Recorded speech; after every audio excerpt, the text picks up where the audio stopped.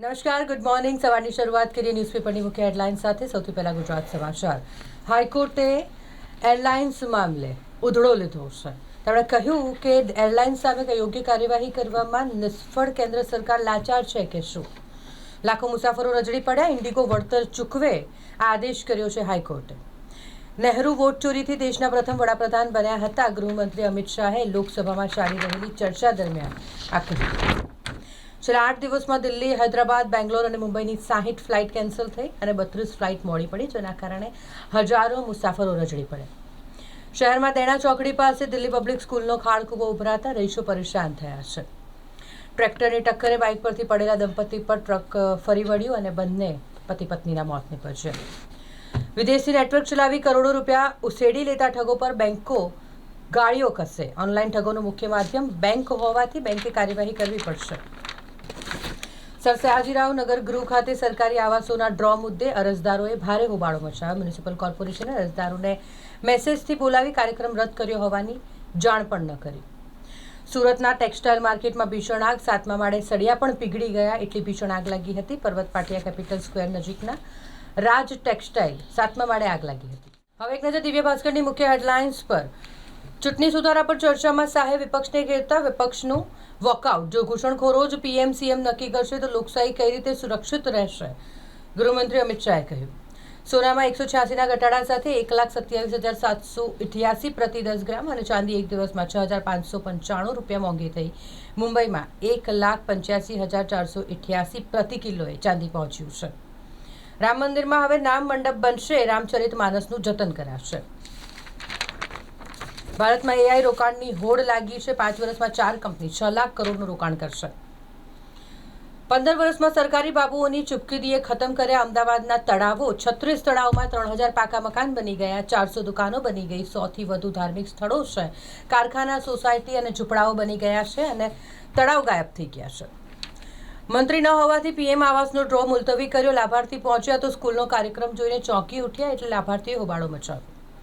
ગોરવામાંથી 100 ઝૂંપડાનું દબાણ હટાવી દેવામાં આવ્યું. મહિલાઓનો જેસીબી સામે સૂઈ જઈ અને વિરોધ પ્રદર્શન.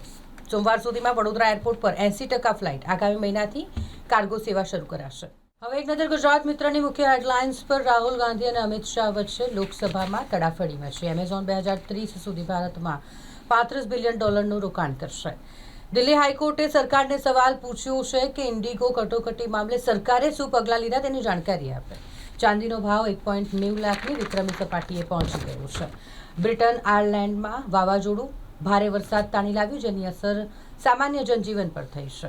એનડીએ કેડેટ્સે મૃત સાથીની બહેનને ડોક્ટર બનાવવા ફંડ ભેગું કર્યું. ઓસ્ટ્રેલિયામાં તરુણ વય માટે સોશિયલ મીડિયા પર પ્રતિબંધ લાગુ કરાયો છે. સુદાન તેલ ક્ષેત્ર પર લશ્કરી ડ્રોન હુમલામાં ડઝનબંધ લોકોના મોત નીપજ્યા. ભારત ઇટાલીનું લાંબા સમયથી વિશ્વાસપાત્ર મિત્ર છે. નાયબ વડાપ્રધાન તજાની બંને દેશો વચ્ચે આર્થિક ભાગીદારીને વધુ મજબૂત બનાવવા માંગે છે. વીર સાવરકર એવોર્ડ સ્વીકારવા નહીં જઈશ, શશી થરૂરનું આ નિવેદન સામે આવ્યું છે. કેન્ટુકી સ્ટેટ યુનિવર્સિટીમાં ગોળીબાર થયો, જેમાં એકનું મોત થયું અને એક ઘાયલ છે. હવે એક નજર લોકસત્તા જનસત્તાની મુખ્ય હેડલાઇન્સ પર, જેમાં આરએસએસના વડા ભાગવતે મોટું નિવેદન આપ્યું છે. તેમણે કહ્યું કે ભાજપ અને મોદી પરસ્પર ચર્ચા કરે અને નિર્ણય લે કોણ બનશે આગામી પ્રધાનમંત્રી. પ્રધાનમંત્રીનો ઉત્તરાધિકારી. આ મામલે ભાજપ અને મોદી વચ્ચે ચર્ચા થશે. 5,000ની ટિકિટ 40,000 માટે જવાબદાર કોણ? ઇન્ડિગો અંગે કેન્દ્ર સરકારે હાઈકોર્ટને ફટકાર લાગી છે. 28 વર્ષીય પ્રેસ સેક્રેટરી કેરોલિન લેવિટના ભરપટ વખાણ કર્યા. સુંદર ચહેરો અને મશીનગન જેવા હોઠ. ટ્રમ્પની જીભ ફરી એકવાર લપસી ગઈ. એમેઝોન ભારતમાં 3.4 લાખ કરોડ રોકશે, જેનાથી 10 લાખ નવા રોજગાર મળશે.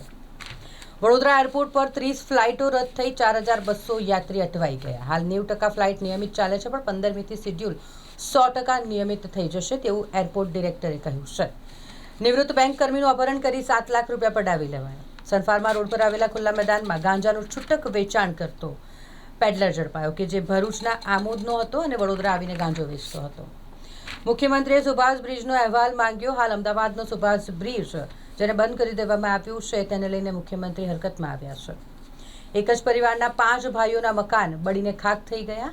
આગ લાગવામાં 4 બકડા પણ બળીને ભરતું થઈ ગયા. માવઠાની અસરગ્રસ્ત જિલ્લા, જેમાં 7.98 લાખ કરતાં વધુ ખેડૂતોને 2,430 કરોડની સહાય કરવામાં આવી. વાઘાણીનું આ નિવેદન. હવે એક નજર સંદેશની મુખ્ય હેડલાઇન્સ પર. દીપાવલી પર્વને યુનેસ્કોની સાંસ્કૃતિક વારસાની યાદીમાં સ્થાન મળ્યું છે. યુએસમાં પ્રવેશ અગાઉ વિદેશી પ્રવાસીની 5 વર્ષની હિસ્ટ્રી ચેક કરવામાં આવશે. વિઝા ફ્રી એન્ટ્રી દેશના લોકો મહત્તમ 90 દિવસ સુધી રહી શકશે.